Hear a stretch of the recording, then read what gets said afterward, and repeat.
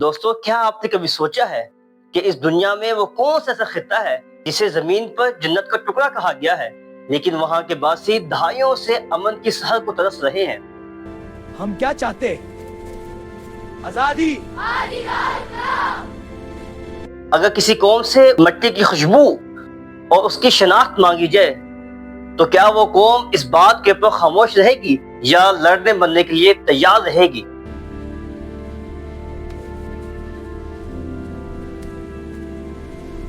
اقوام عالم کے ایوانوں میں وہ کون سی ایسی محفوظ قراردادیں ہیں جن کا انتظار کرتے کرتے کئی نسلیں بیت گئی، لیکن ان کی دہائی آج تک نہ ہو سکی۔ Kashmir is not merely a dispute. It is about human dignity, daily struggles, and the need for peace. کیا کبھی ہم نے سوچا ہے کہ ان گلیوں میں پلنے والے بچوں کا مستقبل کیا ہوگا؟ وہاں پر خاموشی ایک زوردار چیخ کی طرح بن جاتی ہے، اور وہاں کے بچے صرف کھلونوں سے ہی نہیں بلکہ صبر و ہمت کے ساتھ جیتے ہیں۔ قائد اعظم محمد علی جناح نے جس خطے کو پاکستان کی شہادت سے تشبیہ دی تھی، تو کیا کوئی وجود اپنی شہادت کے بغیر زندہ رہ سکتا ہے؟ کشمیر پاکستان کی شہرگ ہے۔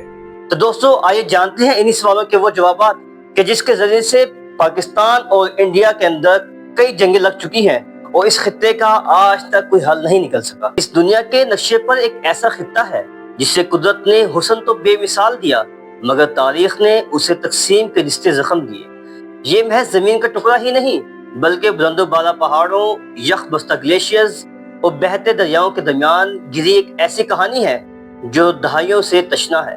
آئیے جانتے ہیں اس کے وہ جغرافیائی خد و خال کہ جو ہمیں اس بات کی وضاحت دیں گے کہ آیا یہ خطہ ارض پاکستان کے لیے اتنا اہم اور ضروری کیوں بن گیا۔ LOC اس خطے کے سینے پر ایک ایسی لکیر کھینچی گئی جو خاندانوں اور دلوں کو جدا کرتی ہے۔ اس لکیر کو پہلے سیز فائر لائن کہا جاتا تھا۔ 1972 عیسوی میں شملہ معاہدے کے بعد اسے لائن آف کنٹرول کا نام دیا گیا۔ تقریباً 740 کلومیٹر طویل ہے اور یہ سرحد آج بھی دو بڑی طاقتوں کے درمیان تناؤ کا مرکز ہے۔ وہ علاقہ جسے زمین پر جنت کہا گیا اس پورے تنازع کا دھڑکتا ہوا دل ہے۔ سری نگر کے گرد و نواح میں پھیلی یہ وادی اپنے خود ارادیت کی پکار کے لیے جانی جاتی ہے۔ یہ وہ جگہ ہے جہاں کے چنار آج بھی امن کے منتظر ہے۔ امن صدیوں سے یہاں حاصل نہیں ہو رہا۔ قراقرم کے سینے پر واقع یہ دنیا کا بلند ترین میدان جنگ ہے۔ 1984 سے یہاں کی برفانی چوٹیاں انسانی لہو اور بارود کی گواہ ہے۔ سطح سمندر سے ہزاروں فٹ بلندی پر یہ گلیشیئرز محض برف کا ٹکڑا ہی نہیں بلکہ دفاعی لحاظ سے ایک کلیدی مقام ہے۔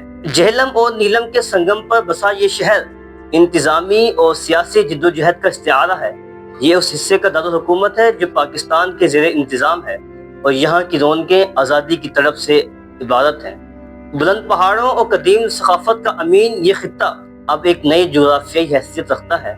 2019 کے بعد اسے ایک علیحدہ وفاقی علاقے کی شناخت دی گئی۔ اس کی سرحدیں چین سے ملتی ہیں۔ اس کی وجہ سے یہ عالمی سیاست کے مثلث پاکستان، بھارت اور چین کا اہم سرا بن چکا ہے۔ اسے ماضی میں شمالی علاقہ جات کہا جاتا تھا۔ یہ وہ مقام ہے جہاں دنیا کے عظیم پہاڑی سلسلے ملتے ہیں۔ یہ خطہ نہ صرف دفاعی طور پر حساس ہے بلکہ سی پیک جیسے عظیم منصوبے کا گیٹ ہونے کی وجہ سے معاشی اس مستقبل کا ضامن بھی ہے۔ یہ تمام مقامات صرف جغرافیہ ہی نہیں بلکہ کروڑوں انسانوں کی زندگیوں اور ان کے مستقبل سے جڑے ہوئے ہیں۔ ضرورت صرف اس عمل کی ہے کہ اس جنت کے باسیوں کو وہ سکون ملے جس کا وعدہ تاریخ نے ان سے کیا تھا۔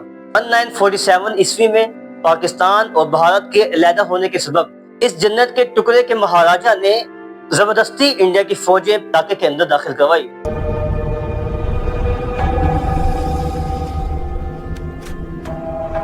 سے آج تک وہاں پہ انڈین آرمی ظلم و ستم کا پہاڑ توڑ رہی ہے۔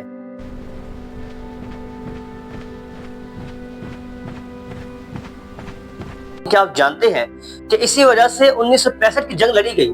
Era saw dozens of wars and operations. What of power, responsibility and human values? 1971 میں پاکستان ایک بار دوبارہ دو لخت کیا گیا۔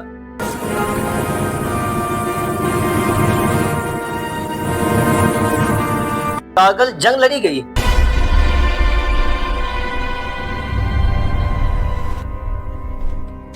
لیکن ابھی تک اس خطے کا کوئی فیصلہ سامنے نظر نہیں آ رہا۔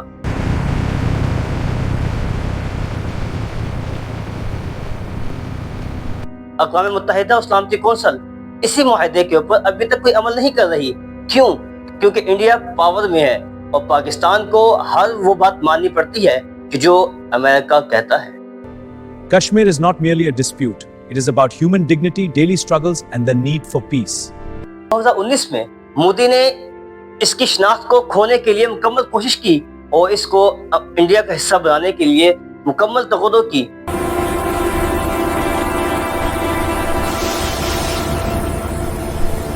اور اسی لحاظ سے 2025 کے اندر پاکستان اور انڈیا کی ایک بڑی کراری جنگ ہوئی جس میں انڈیا کو اپنے منہ کی کھانا پڑی۔ پاکستان کے غیور نوجوانوں یاد رکھے گا کہ اس خطۂ ارض کو حاصل کرنے کے لیے ہمیں اپنی تقدو ہی کیوں نہ کرنا پڑے، ہمیں اپنی جان کی پرواہ ہی کیوں نہ پڑے، ہمیں اس سے دریغ نہیں کرنا چاہیے اور اس کے لیے ہر وقت اور ہر دم تیار رہنا چاہیے۔ تو دوستو، کیسے لگی آپ کو ہماری آج کی ویڈیو؟ پھر ملتے ہیں آپ سے ایک نئی ویڈیو کے ساتھ۔ خوش رہیے، ہنستے رہیے، مسکراتے رہیں۔